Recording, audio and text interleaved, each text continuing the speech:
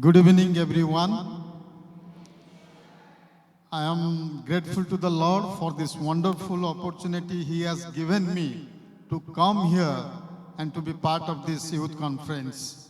My friend Eamon, your pastor, introduced me very nicely. Though I am not deserved to be introduced in that way, but he introduced. I am grateful to him also for inviting me to be part of this youth conference. Yeah, as he said, last time when I came here, I did not have to get a ILP, inner line permit. I just came out from the airport, though police asked me to stop, but I did not stop, but I came out easily. But this time, when I was about to come out, police just stopped me and said, you should get an ILP. So I went and I got the ILP and I came here.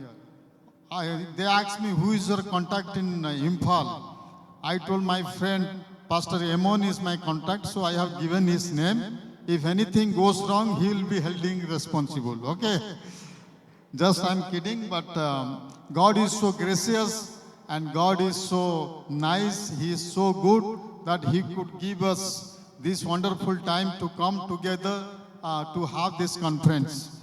See, I always believe conferences, seminars, meeting like this should not be so serious. It should be joyful. So when you have come here to be part of this conference, you should be joyful. You should not sit seriously. Because our God is a joyful God. Yes? Amen? So you should feel joyful and you should be excited to come here and to be part of this seminar or conference. When you come here, you get to know so many new friends, you build relationship, you get so much contacts. So it's a wonderful place to come and have conference. So my friend Eamon, he told me that this camp is basically about the youth. And so many youths will come and they will be part of this conference. But when I look around, I see lot of unrest, lot of challenges, lot of struggles that we are going through. Situation like this is very challenging for all of us.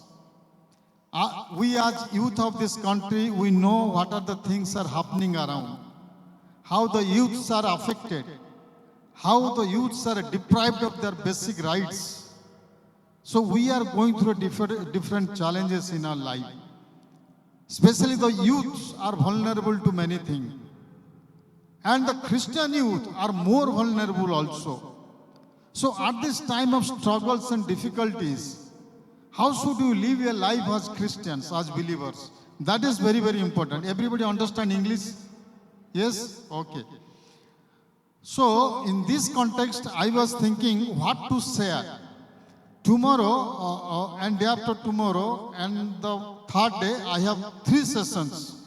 So I will speak something related to discipline of life, remembering our Creator, the God, and also how to depend upon Christ for our spiritual journey. But today, I was thinking to share with you something that is very important for us as believers when you encounter so many challenges in our life. A pastor was invited to preach in a church because that church was not doing well in spiritual life, in spiritual journey. Most of their youths were very bad. They have gone astray from the path of the Lord. So the pastoral team, they decided to invite a pastors to come and preach, thinking that when that pastor preached, there might be transformation in the church. So they invited a city pastor to come and preach on that particular Sunday. So when the pastor received the invitation, he started preparing himself. And he thought to himself, the way I will prepare, the way I will preach, that so many people will transform their lives, so many people will repent, So he was preparing, he was preparing, and he was so overconfident that the way I'll preach, so many youths will transform their lives, so many youth will change their life. So he came and stood on the pulpit, he started preaching. So after half an hour of preaching, half of the congregation they left. They did not like the preaching of the pastor. So pastor saw that half of the congregation they have just left, but he was not discouraged. He thought half of the congregations are still there. So he continued his preaching. He continued his preaching. 1 hour he preached. When he preached for 1 hour, all the congregation left. All the congregation left after preaching for 1 hour. Only one man was sitting. So pastor was little discouraged, but he said, at least one person repent. One person listen to my sermon, and perhaps he has repented. So pastor stopped his preaching.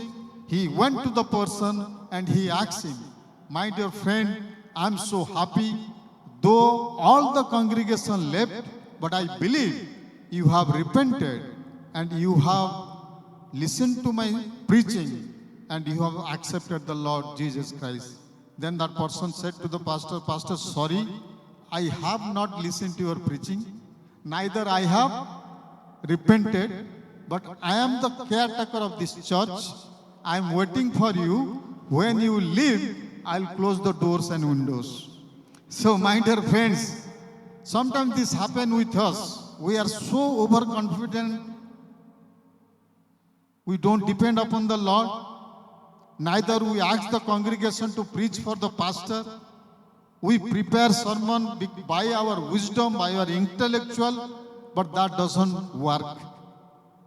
Today, there are so many preaching going on, not only in the church, but in the TV, in the media, in the YouTube, everywhere, lot of sermons are going on.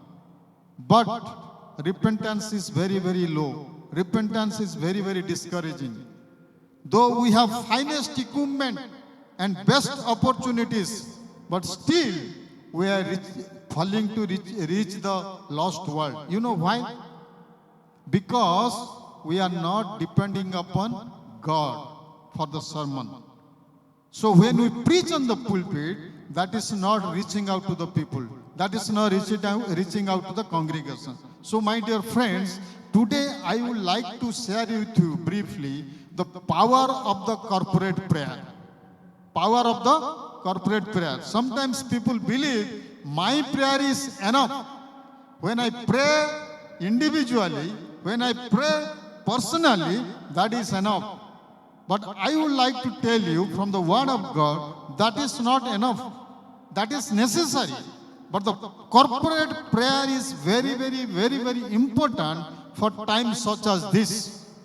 Because we all are going through difficult times. We all are going through challenges. There are a lot of unrest.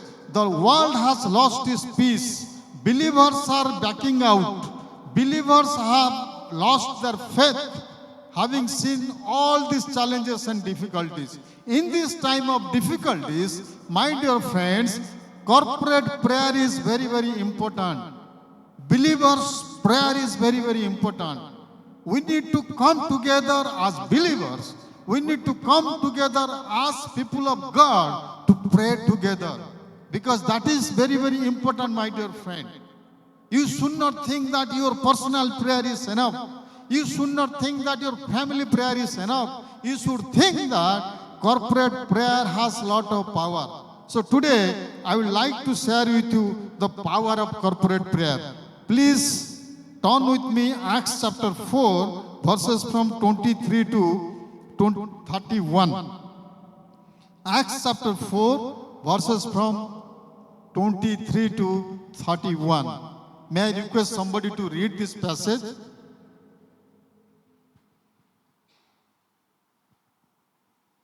Acts chapter 4, verses from 23 to 31. When they heard this, They raised their voices together in prayer to God.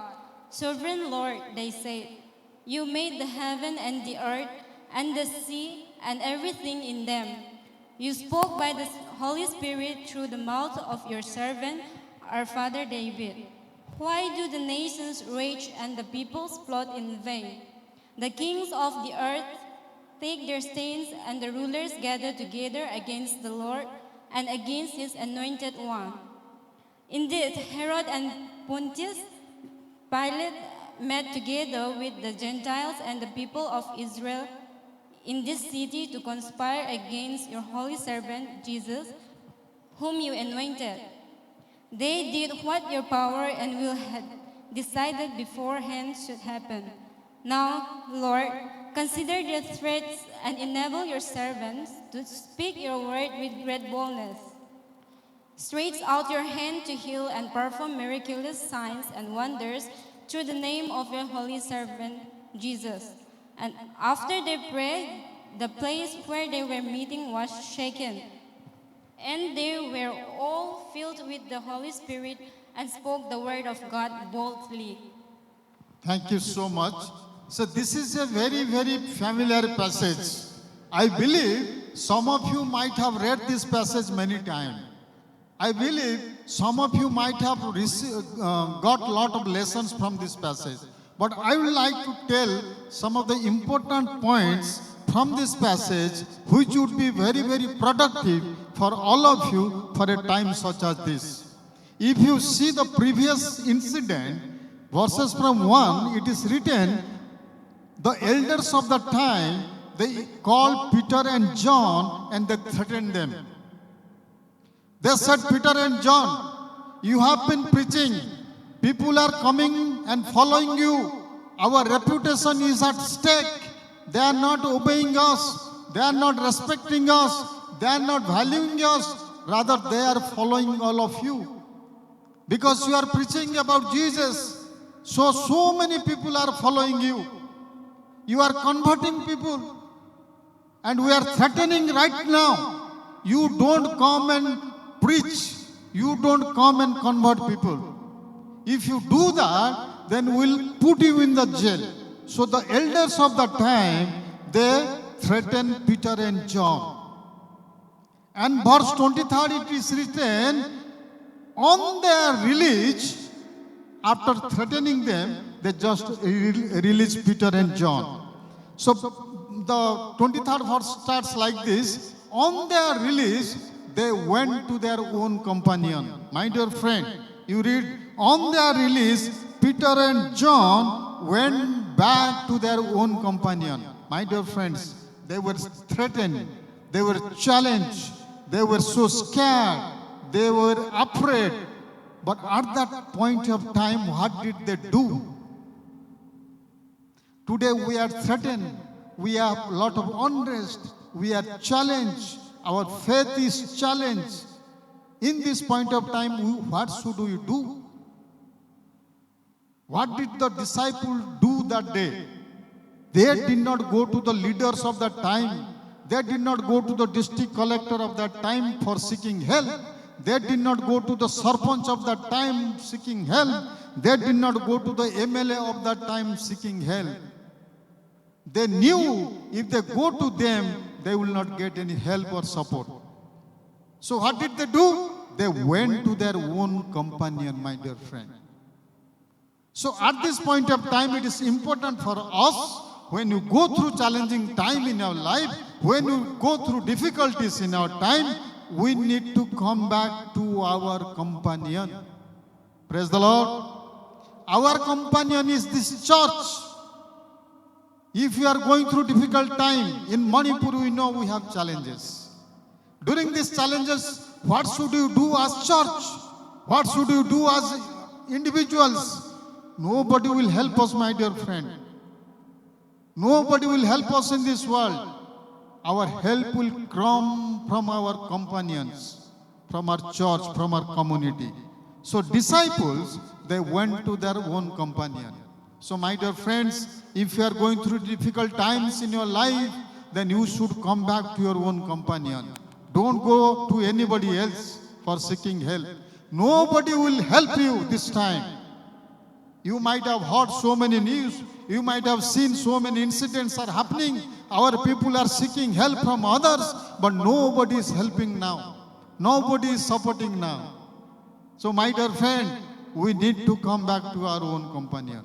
Peter and John, they knew if they go to their own companion, they will get support. So first point I would like to tell you, when you go through difficult times in your life, my dear friends, you need to come back to your own companion. Or your own companion is your church, your prayer fellowship. Then what did they do? Second point, when they came to their own companion, verse 23 is written, they shared in detail what had happened to them. They met with the disciples, Peter and John, they shared everything what the leader had told to them. They shared all the challenges, all the threatening they heard from the leaders to their own people. They said, leaders came and threatened us. We are so scared. We need help. They threatened us. They told us not to go and preach. My dear friends, when you come and share with your companion, with your church, what are the struggles you are going through, then you will get the real support. So they came and they shared everything to their own companions, to the disciples. So when they shared everything to their disciples, what happened? Verse 24 it is written, when they heard this, they raised their voice with one accord. When the believers, when the disciples, they heard the challenging things Peter and John were going through, when they heard about the struggles, when they heard about the challenges, what did they do? They did not go to fight. They did not go to confront. They did not go to take revenge. No. They did not go for that. Because they knew if they go and do that, they can't fight against these leaders. They cannot confront with these leaders. They cannot take revenge against these leaders. They knew that. So what did they do? They came together and prayed with one accord. So my dear friends, in this world we cannot take revenge.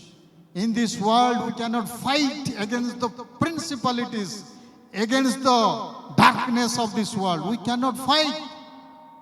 But what should we do? We should pray together with one accord. Hallelujah. We need to pray together one accord. I used to tell in the church, we sit together, we worship together, we pray together. But we do not have that one accord. We do not have that oneness of mind. We sit together on the bench. We shake hands together. We worship together. But we do not have that oneness of mind. We do not have that one accord. That is the main reason God is not listening our prayer, my dear friend. But when Peter and John came and shared, they came together with one accord and prayed to the Lord. So I used to tell in the church, when you pray, forget everything. In the church we have disagreements. In the church we have conflict. But when we come together to pray, we should forget everything. We should pray together with one accord. Guitar has 5 strings. If the five strings are not in line, then the sound will not come. They have very good bonding. So exactly like that in the church, when you come together to pray for something, my dear friend, we need to forget everything. We need to forget all our disagreement, our conflict. We should come together to pray with one accord. So first thing, when you go through difficult times, my dear friends, in this world nobody will help you. So you need to come to your own companion. First thing. Second thing, when you come and share with your one companion, you should pray together with one accord. Forgetting all the disagreement, forgetting all the conflicts, then we need to pray together with one accord. Then verse 24, they started their prayer. My dear friend, verse 24, they are starting their prayer. One of the best prayer recorded in the Word of God. I believe you have read this prayer. If you have not read this prayer, my dear friend, you go back home, spend time in reading this prayer. Make this prayer as your habit. When I read this prayer, I changed my style of prayer. The prayer starts in verse 24 and ends in verse 30th. One of the best wonderful prayer recorded in the Word of God. So, when they started praying together with one accord, how are they praying, my dear friend? Can somebody read verse 24? How are they starting their prayer? Verse 24, yes.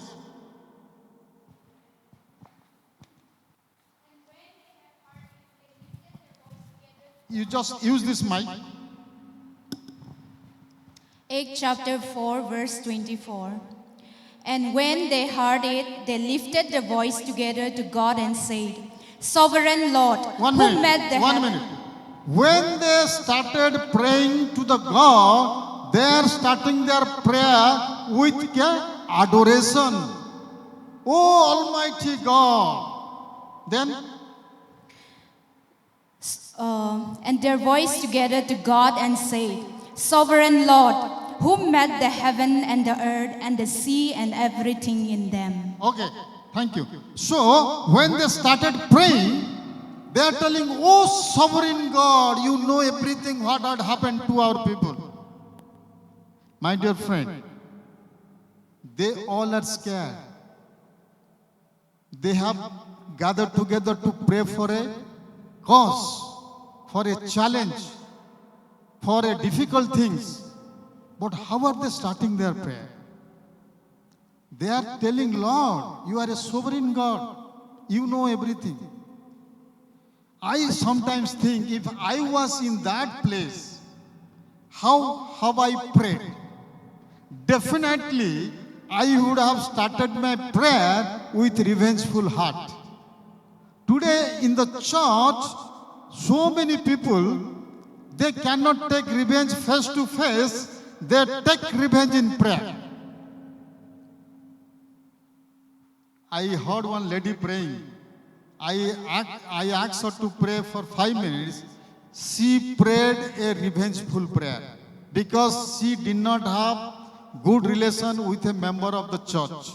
So face to face, she could not take revenge. So in prayer, she took revenge. The same thing happened today to us. When we come together to pray, our prayer is full of revenge. But my dear friend, disciples, when they started praying, they pray with adoration. Not a single revengeful word they pronounce in their prayer. You go home and read 24 to 30th. Such a wonderful prayer. And sometimes you pray as if God doesn't know anything. We just give all the list what happened in our life. We take 10, 15 minutes to just update God what happened in our life. But here disciples say, Lord, you are a sovereign God. You know everything what happened to Peter and John. Nothing to tell you in details, Lord. But you are a sovereign God. We believe you, we adore you, and we know that you will take care of this situation. I have no time to explain all the prayer. My dear friend, you pray this prayer. You will be blessed abundantly when you pray this prayer in your life. And verse 13, they are closing their prayer. Verse 13, they are closing their prayer. This cat is disturbing? No. Such a pretty cat. So they started the prayer in verse 24, adoration. praising God, adoring God, and telling God, you know everything because you are a sovereign God. You are an omnipotent God. You know everything. How the leaders challenged Peter and John. How the leaders threatened Peter and John. Everything you know, Lord. And verse 38, they are concluding the prayer. And they are telling, Lord, you stretch out your healing hand and heal the nation and heal the people. So they are closing the prayer with healing. My dear friend, I used to tell in the church, if somebody is not good with you, if you have some difficult times with somebody, if somebody is disagreed with you, if somebody has conflict with you, if you are worried by somebody, if you are annoyed because of someone in the church, you pray for God's healing touch on her or him.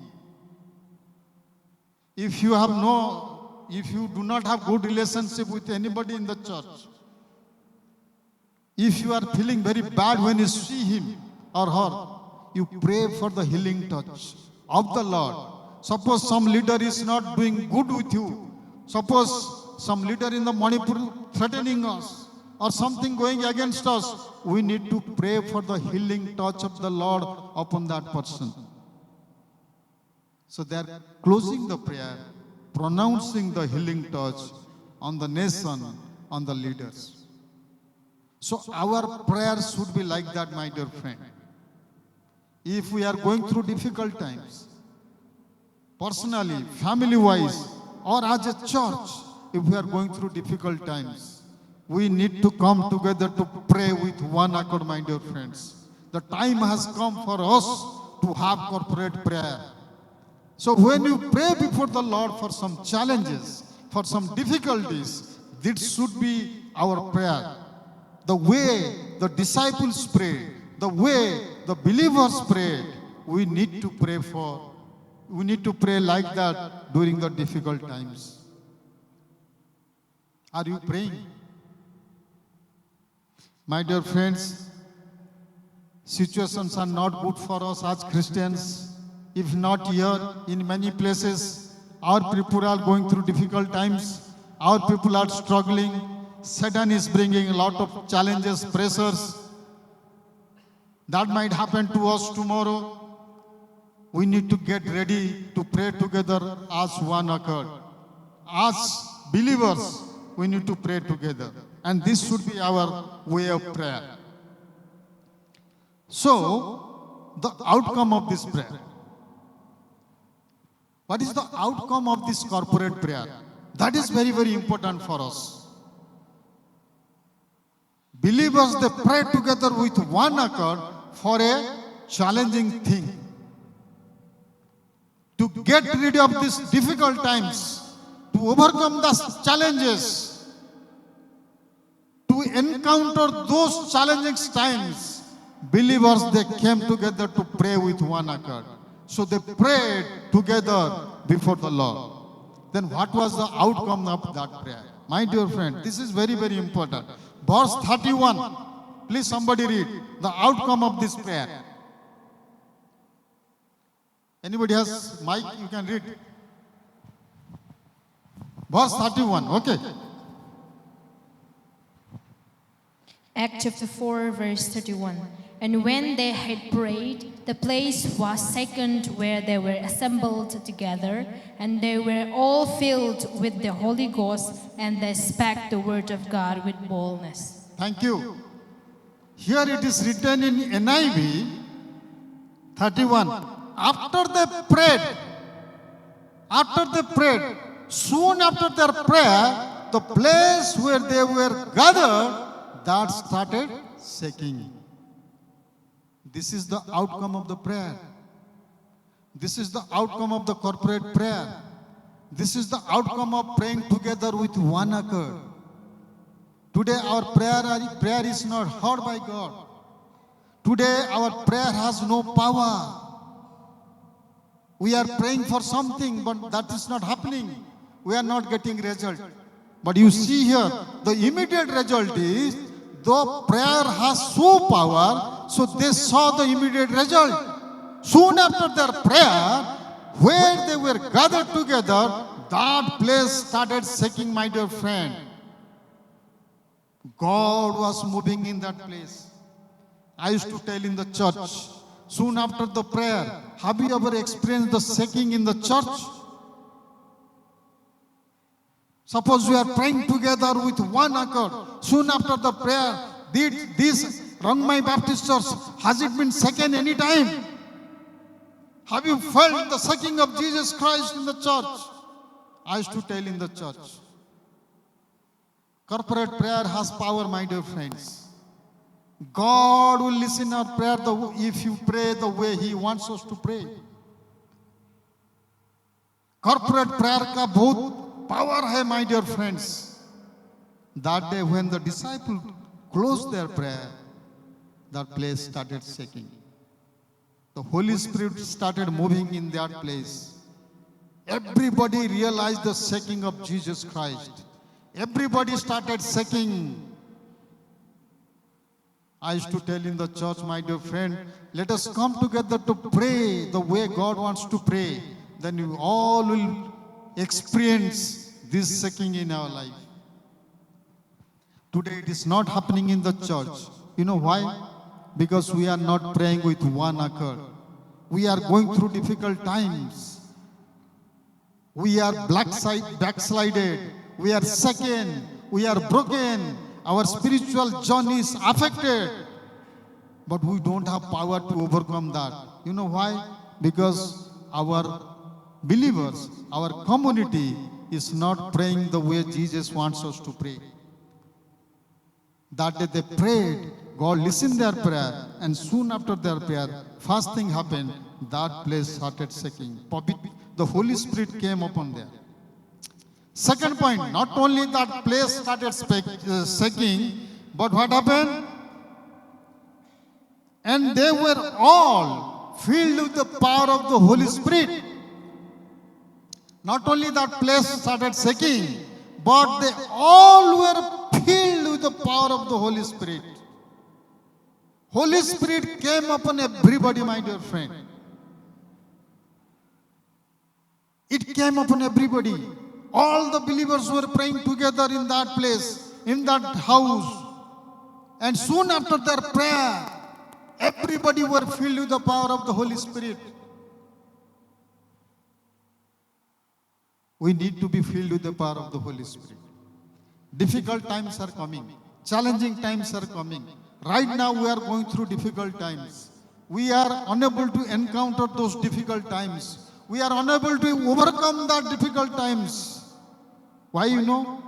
Because we are not filled with the power of the Holy Spirit. Acts chapter 1 verse 8. Can somebody read? Acts chapter 1 8. Acts chapter 1 8.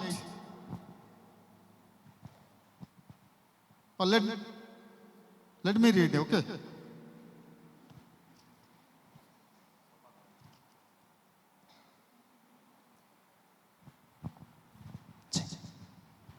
Somebody reading? Okay. Acts chapter 1 verse 8. But you will receive power when the Holy Spirit has come upon you, and you will be my witnesses in Jerusalem and in all Judea and Samaria and to the end of the earth. Thank you. You know why I am telling to read? Because you all will be alive. Because we had lunch, dinner, and if you are not involved, then some might be feeling sleepy. So I am just asking to read all of you. So Acts chapter 1 verse 8, before Jesus Christ went to the heaven, He told His disciples, don't go away from Jerusalem unless until the Holy Spirit comes upon you. Why did Jesus say that? Because Jesus Christ knew without the power of the Holy Spirit, these disciples cannot do anything. So He told them, just wait at Jerusalem, and when the Holy Spirit comes upon you, then you go out from Jerusalem. Because Jesus Christ knew without the power of the Holy Spirit, these disciples, they cannot do anything. Because they will encounter a lot of challenges in their life. They will encounter persecution in their life.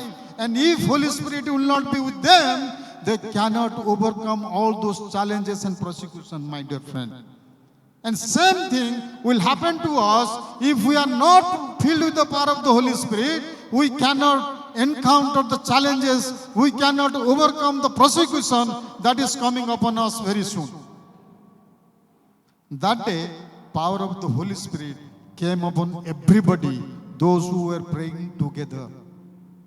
My dear friend, whenever you pray, don't close your prayer without telling this. Lord, you fill me with the power of your Holy Spirit. Every time when you pray, we should have this sentence in our prayer. Lord, you fill me with your power of your Holy Spirit. My dear friend, we are youth. We have many things to do now. Lot of challenges, lot of temptations are coming in our life. We need to be filled with the power of the Holy Spirit. Without the power of the Holy Spirit, we can't do anything. We cannot do anything by our wisdom, by our intellectual, Only by the power of the Holy Spirit, we can overcome temptation. We can overcome challenges in our life. That is the reason that day, power of the Holy Spirit came upon them. Acts chapter 1 verse 8, Jesus Christ said, don't go out from Jerusalem unless until the power of the Holy Spirit comes upon you. Acts chapter 2, what happened? Acts chapter 2.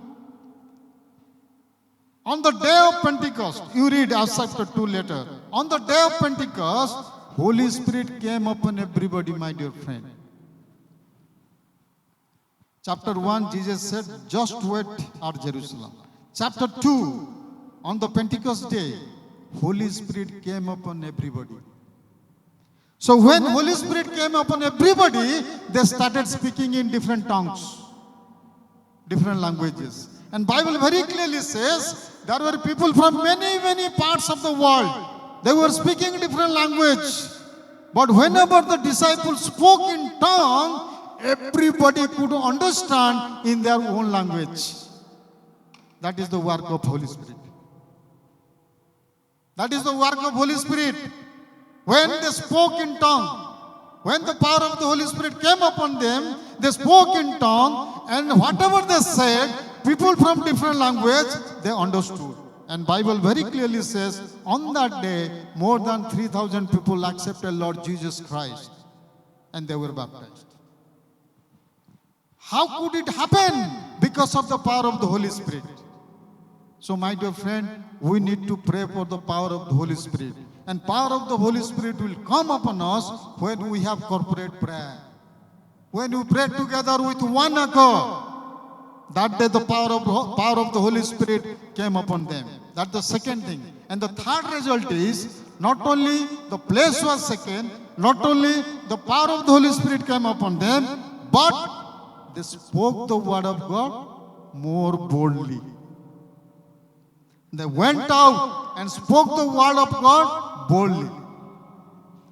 What was the situation before the prayer? They all were scared. They were not able to talk. They were so afraid because of the leaders. Peter and John, they came and told them. So people were so afraid. Disciples were so scared. With a lot of fear, they started praying. But soon after their prayer, God heard their prayer and God provided power to them. They were empowered by God. And they spoke the word of God more boldly. My dear friend, we need to pray together with one accord. We need to have regular corporate prayer. We need to have believers' prayer together. When we have corporate prayer, God will listen our prayer and God will give us power. God will give us His Spirit to encounter the challenges, to encounter the persecution, to handle the unrest, to overcome the unrest in our life. So it is very, very important. How many of you know Dr. Billy Graham? Billy Graham? Okay. So, we all know Dr. Billy Graham was very, very powerful preacher of the word. And the way he was preaching, many people were accepting Lord Jesus Christ. In fact, government of India banned him to come to India because once or twice he came to India, and because of his preaching, many people accepted Lord Jesus Christ. So government of India, they banned Dr. Billy Graham to come to India. So one day, two youths, they wanted to ask Billy Graham what is the secret of his success. So they came to the church where Billy Graham was pastoring. So on a Sunday, these two young men, they came and they sat on the back because the church was going on. So they were waiting when the church will be finished and they will meet Billy Graham and they will ask, what is the secret of his success? Why so many people are coming to the Lord? Because of his preaching. He preaches very simple message, but so many people come to know Jesus Christ. So after the church was over, everybody left. Billy Graham was about to go from the church. These two young men came to Billy Graham and said, "Sir, we have come from very far to ask you one question." Dr. Billy Graham said, "Ask me, what do you want to know from me?" These two young men said, "Sir, we have heard that so many people are accepting Jesus Christ because of your preaching. What is the secret of your success?" They were expecting Billy Graham will tell them something very astonishing, very amazing. They were expecting Billy Graham will tell about his preparation, about his intellect. But Billy Graham did not tell them anything. He took these two young men to the underground. You have an underground here, no? So Billy Graham took these two young men to the underground. And when these two young men went down, Billy Graham said, "That is the secret of my success. That is the secret of my success." These two young men, they saw 300 people are praying. They are kneeling down and praying when Billy Graham is preaching on the pulpit. So Billy Graham said, "That is the secret of my success." My friends, Billy Graham said, "That is the secret of my success. When I stand on the pulpit and preach, 300 people pray for me." Power of corporate prayer.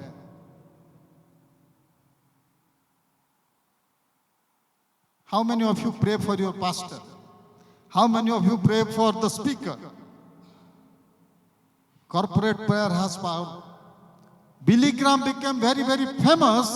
So many people accepted Jesus Christ because of Billy Graham prayer, Billy Graham preaching. Not because of his caliber, not because of his wisdom, not because of his preparation, but the prayer of 300 people. So that is very important. So my dear friend, we need to have corporate prayer. Time has come for that. Because lot of challenges, difficulties. Christian life is not so easy. So we need to have corporate prayer. When you pray together with one accord, God will do miracle in our life. God will give His Spirit to us. God will give His power to us. We'll be able to encounter all the challenges. We'll be able to overcome all the unrest. We'll be able to overcome all the persecutions in our life. That is possible. So let us have corporate prayer wherever you are. You coordinate corporate prayers and pray for each other. Pray for the situation. Pray for this world. Pray for the church. Pray for your pastors. Then you will see the power of the Holy Spirit. So my dear friend, I would like to encourage all of you. You all are young men and women sitting here. You may have a lot of challenges in your life. You might be going through difficult times. Some of you are sitting here, you may not be able to handle some situation that is there in your life, maybe in your family life. Come to your church. Come to your own companion. Share your struggles. Let this church, let your community pray for you, and you will see the result. you will overcome that challenge. God will give you peace, power. God will give you spirit to overcome that challenges in your life, in your family life. So may God bless all of you through this preaching, through this sermon. And I would request when you go home, you read this prayer once again, and you will get a lot of power and strength from this passage.